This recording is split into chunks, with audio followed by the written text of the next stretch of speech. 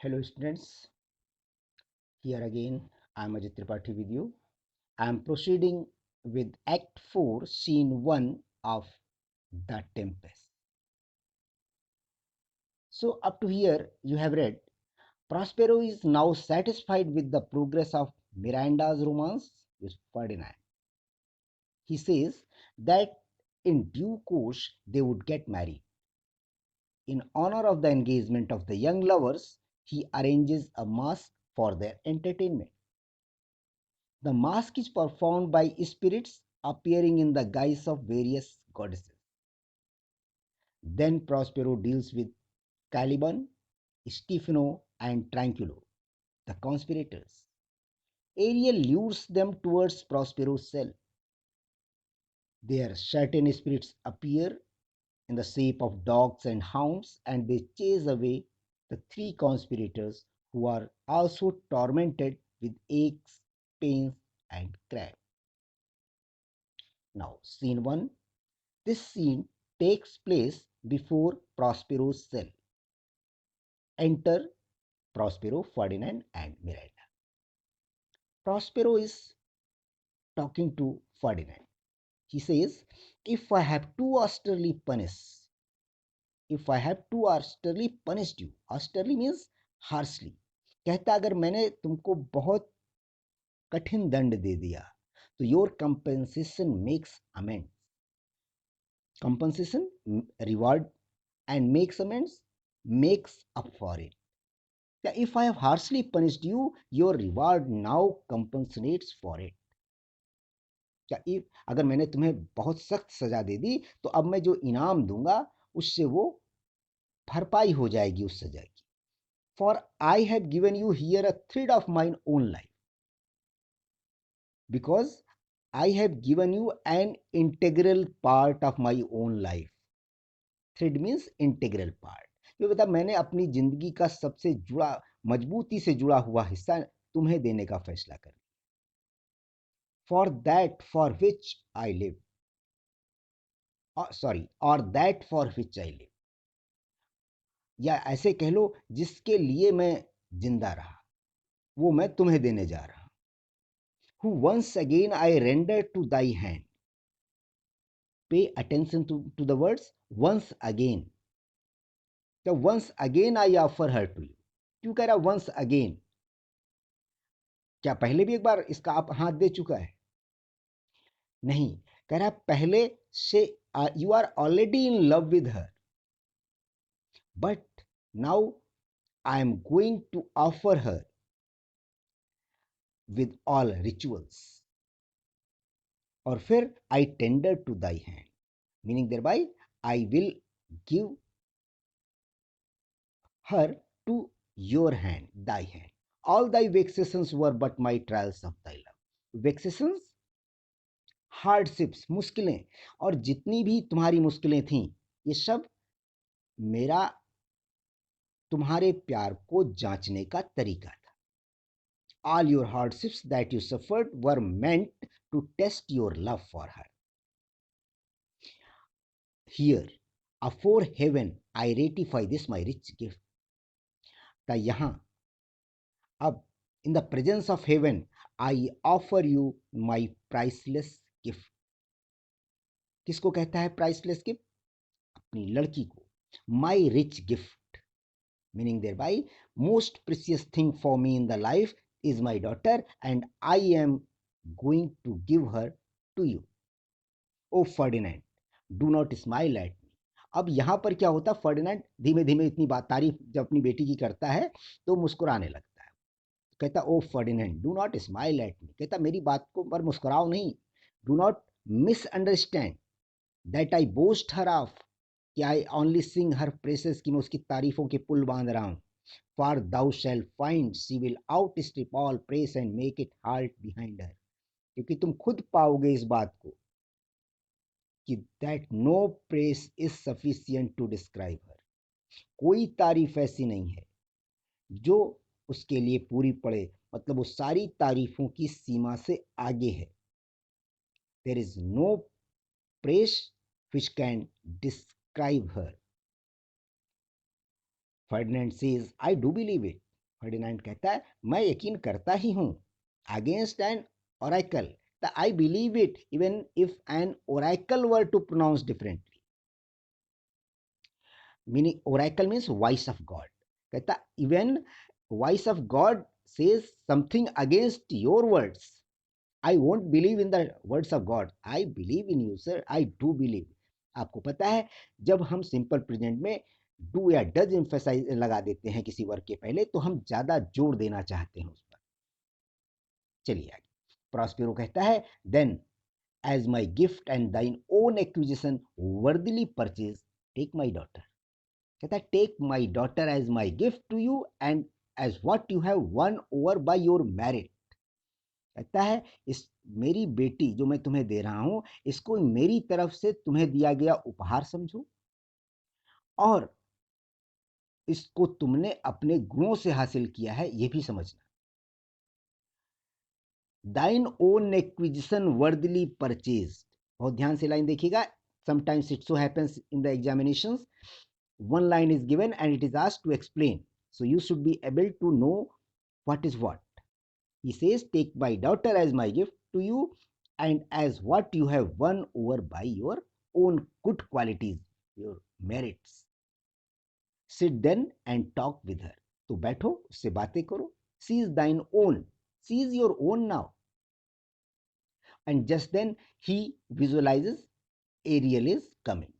बीच में कहीं मेंशन नहीं है लेकिन आप देखिए, कहता what Ariel my industrious servant Ariel, the why here is Ariel my servant, laborious industrious beautiful servant Ariel आ रहा है और तब एरियल स्टेज पर दिखाई देता है। एरियल कहता है what would my potent master here I am. अब इस लाइन से आपको ये आइडिया हो जाएगा कि एरियल अपने आप नहीं आया है, इसने अपनी मैजिकल पावर से उसे इनवाइट किया है, या आप कह लें सम्मन किया है। इनवाइट शब्द शायद आपको ठीक ना लगे कि सर्वेंट को कैसे इनवाइट किया है, लेकिन यहाँ मौके की नजाकत को समझिए, उसने अपनी मैजिकल पावर से बुला लिया है एरियल को, बुलाते हुए नहीं दिखाया गया है।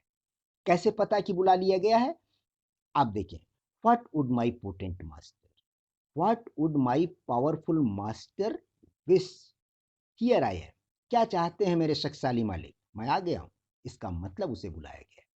Prospero says, thou and thy meaner fellows your last service did worthily perform. The you and your subordinates, meaner fellows, subordinates, have done the last duty very well. आप लोगों को जो पिछली बार काम दिया था उसको आपने बहुत अच्छे से परफॉर्म किया। I must use you in such another trade. और अब मैं आपका इस्तेमाल एक दूसरे काम में करूंगा। I am going to employ you now in another task. Go bring the rabble, just go and bring the crowd here. जाओ और भीड़ लेकर आओ। कौन सी भीड़? स्पिरिट्स की भीड़, जिस पर अधिकार है। आप लाइन अगली देखिए, ओवर हुम आई गिव दी पावर। कहता वो भीड़ लेकर आओ जिस पर मैंने तुम्हें अधिकार दिया है। हियर टू दिस प्लेस, यहाँ। Incite them to quick motion, spur them on for a quick action, for I must bestow upon the eyes of this young couple some vanity of mine heart, because I want to show this young couple an illusion worked out by my magic. कहता है आप जाइए और जल्दी से उस भीड़ को लेकर के आइए जिस पर मैंने आपको अधिकार दिया है, और इसलिए जल्दी उनसे कहिए कि जल्दी से आए। क्यों? क्योंकि मैंने इन यंग ये जो यंग कपल है, ये मिरांडा और फर्डिनेंड जो हैं, इनको मैंने वादा किया है कि अपनी आर्ट का कुछ इल्यूजन दिखाता, अपनी आर्ट मैजिक के द्वारा एक इल्यूजन दिखाता हूँ। Vanity in the modern English it is pride, but you will have to write illusion if it is asked in the form of writing meaning. तो कहता मैंने वादा कर दिया है, इट इज माई प्रॉमिस, मैंने वादा कर दिया इनको अपना जादू दिखाऊंगा। And they expect it from me, और वो उम्मीद कर रहे हैं कि मैं उनको दिखाऊं। एरियल सेज प्रेजेंटली, देखिए क्वेश्चन मार्क उसके बाद, presently may I go at once, मतलब immediately should I go. Prospero says ay with the twink, the yes in the twinkling of an eye, तब पलक झपकते ही तुरंत जाओ। तो जब इतना आदेश पाता है एरियल तो कहता है before you can say come and go and breathe twice and cry so so, each one tripping on his toe will be here with mop and mop. कहता इससे पहले कि आप बोल पाए कम एंड गो, इससे पहले कि आप 2 बार सांसें ले पाए, इससे पहले कि आपके मुंह से सो 2 बार निकले, they will be here. Who about whom he is saying they? The spirits for whom he has been ordered to bring. कह रहा they will be here. And each spirit dancing on tiptoes, tripping on his toe, dancing on tiptoes, will be here with mop and mo. These two meanings you should note down. Mop means grimace and mo means mocking expression. Okay? They all will come here with grimaces and other facial expressions. But before I go, do you love me, master? No. पूछता है, you love me, my master? Don't you love me? Prospero says, dearly, I love you very much. Now come, my Ariel, bring a corollary. Rather than want a spirit, appear and pertly, no tongue, all eyes, be silent. जब बातें शुरू कर दे, Prospero कहता मैं तुम्हें बहुत प्यार करता. Now come, my Ariel, bring a corollary. Corollary means additional member. कहता जाओ एक एडिशनल मेंबर और लेके आओ. तो जैसे उसके मुंह से निकल जाता है अ कॉरलरी, तो सोचता है ऐसा ना केवल एक को ले आए, तो एक्सप्लेन करता है rather than want a spirit. कहता है bring here more spirits rather than one, rather than less. जाओ और भीड़ लेकर आओ. Appear and pertly, let them appear pertly, nimbly, quickly, जल्दी से लेकर आओ. नो टंग, बात नहीं, जबान नहीं चलाओ. ऑल आइज, अटेंटिव बनो. And be silent. It means कहता है let them appear quickly, be silent, all be attentive and be quiet. Soft music play होता है और हम इंट्रोड्यूस किए जाते हैं 3 गॉडेसेस से, जिनके बारे में पहले मैं बता दूं. Iris. Iris is the goddess of rainbow. She is believed to be the messenger of the gods, especially Juno. You can consider Iris as goddess of Juno. Who is Juno? Juno is queen of the sky, or you say queen of the heaven. And Ceres is the goddess of agriculture and all the fruits of the earth. All 3 are to be introduced here, so you should better learn about them and remember if it is asked to write anything regarding them. So Iris says, थोड़ा सा elaborated है, परेशान मत होइएगा समझने में. कई बार चीज़ें बहुत ज़्यादा शेक्सपियर डीपली एक्सप्लेन करते हैं तो टायरिंग होने लगता है, लेकिन समझिएगा और देखिएगा कितना वाइड नॉलेज शेक्सपियर ने हम लोगों के लिए अपनी स्पीचेस के थ्रू दे दिया है.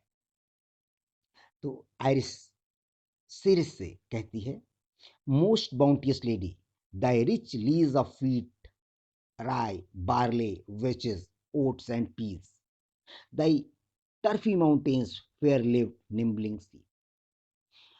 Ceres, most gracious goddess of agriculture, Iris is saying to Ceres, O gracious goddess of agriculture, presiding over your rich fields of wheat, rye, all the names of the grains, wheat, rye, barley, witches, oats, and peas, and turf-covered mountains where the sheep feed. Lease means meadows, चारागाह. वेचेस एक plant होता है been family का और चारे के लिए इस्तेमाल किया जाता है. पीज आपको पता है. Turfy, grassy you can say, covered with turf. इन सब के ऊपर अधिकार किसका है? सेरिस का. तो सेरिस से कह रही है आप जो महान देवी हैं, इन सारे अनाजों से भरी हुई जमीन का, उस घास से भरे लदे हुए, घासों से हरे भरे पहाड़ों का, जहाँ पर सीप जाते हैं चरने के लिए. And flat meads thatched with stover them to keep thy banks with pioned and twilled brims, which spongy April at thy hest betrims to make cold nymphs chaste crowns and thy broom groves. Flat meadows, elaborating in detail about the things, about the places on which Ceres ruled. See, flat meadows covered with fodder for the cattle, चारागाह जो मैदान है हरे भरे, जहाँ पर चारा चारा grow किया जाता है, फॉडर ग्रो किया जाता है जानवरों के लिए, कैटल के लिए। River banks overgrown with Marsh marigold and reads, which wet April adorns at your command to furnish garlands for the virgin nymphs, and the clumps of broom whose shadow the dismissed bachelor loves, whose shadow the rejected lover being last lord। कह रहे आप इसको फिर से समझने की कोशिश करें। सारे चारागाह जो हरे भरे हैं, जिस पर घास उगती है, जो चारे के लिए इस्तेमाल की जाती है, नदियों के किनारे हैं जहाँ तमाम मारीगोल्ड के प्लांट्स ग्रोन अप हैं, रीड्स के प्लांट्स ग्रोन अप हैं, और जहाँ पर wet April adorns your command to furnish garlands for, जहाँ पर तुम्हारे आदेश से ऐसा लगता है कि वर्जिन निम्फ्स के लिए गार्लैंड्स तैयार किए जाते हैं, and the clumps of broom whose shadows the rejected lover being last lord, जहाँ पर जब कोई रिजेक्टेड लवर हो, बहुत उदास हो जाता है, तो उसके लिए ब्रूम के क्लम्प्स तमाम सारे ग्रोन अप होते हैं, और the thy pole clipped vineyard and thy sea marsh sterile and rocky hard, where thou thyself desire the queen of the sky। और फिर कहता है कि वहाँ तमाम सारी लताएं बढ़ी हुई होती हैं, वाइन्स लताएं, क्लिंगिंग टू द पोल्स, लता कैसे बढ़ती है? किसी चीज़ के सपोर्ट के सहारे, बांस के सहारे हम लोगों ने आमतौर पर देखा, किसी भी किस्म का पोल होगा, सपोर्ट होगा, और सी बीच तक तुम्हारा ही साम्राज्य है। बैरन एंड हार्ड एज रॉक, वो जमीन जो उपजाऊ थी उसके बारे में विस्तार से बताया, और वो जमीन जो बैरन है, हार्ड एज रॉक है, where you go to take the air, जहां पर तुम सांस लेने जाती हो। The queen of the sky to whom I am the rainbow and her messenger, यहाँ से एकदम अलग हो जाएगी बात। अभी तक डिस्क्रिप्शन था उस सारी लैंड का जिस पर सीरिस रूल करती है, और इतना व्याख्यान देने के बाद इतनी इतनी इतनी जगह पर राज्य करने वाली सीरिस, सुनो ध्यान से, अब यहाँ से लैंग्वेज बदल जाएगी। Whose watery arc and messenger, the queen of the sky, यहां से लीजिएगा ध्यान से, the queen of the sky whose watery arc and messenger है। तो ध्यान से सुनो कि जो हेवेंस की क्वीन है कौन, मैंने पहले ही बताया, जूनो, जिसकी जिसकी मैं मैसेंजर हूं। अब आप कहोगे वाटरी आर्क क्या है? वाटरी आर्क क्या है? रेनबो के लिए। आयरिस कौन है? हम लोगों ने पहले पढ़ा, the goddess of the rainbow, she is believe to be the messenger of the gods. और रेनबो कब बनता है ये भी आपको है, इसलिए कहा गया whose watery arc and messenger am I, whom I am the rainbow and her messenger. She has commanded, उसने आदेश दिया है, बिट्स दी, बिट मीन्स या कमांड, दी लीव दीज, ये सब छोड़ो, and with her sovereign grace and come on with this grassy lawn,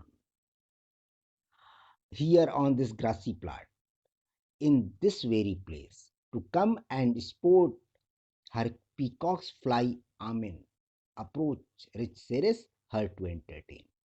कहती ये सब छोड़ दो तुरंत, इस ग्रासी मैदान को छोड़ो और मेरे साथ चलो, तैयार कर लो खुद को। वो पीकॉक, और इससे पता लगता है कि जूनो किस चीज पर सवारी करती, पीकॉक्स पर, क्योंकि उसके पीकॉक्स जूनो को लेके तेजी से आ रहे होंगे, जल्दी से तैयार हो जाओ जूनो को एंटरटेन करने के लिए।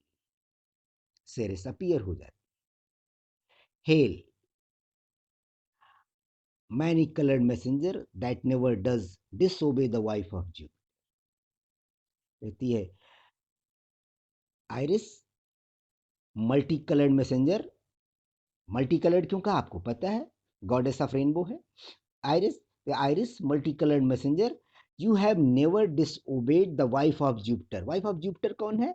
जूनो। एक एक टर्म को ठीक से समझ लीजिएगा। जुपिटर और जोव, JOVE, जो आपने शायद पहले कभी पढ़ा हो किसी शेक्सपियर के प्ले में। जुपिटर और Jove is the name of the chief God in Roman mythology. His wives name is Juno. ये आप याद रखिएगा बिल्कुल। तो आपको एक्सप्लेन करने में तो कहती है सीरिस आयरिस से कि तुमने जूनो को कभी डिसोबे नहीं किया।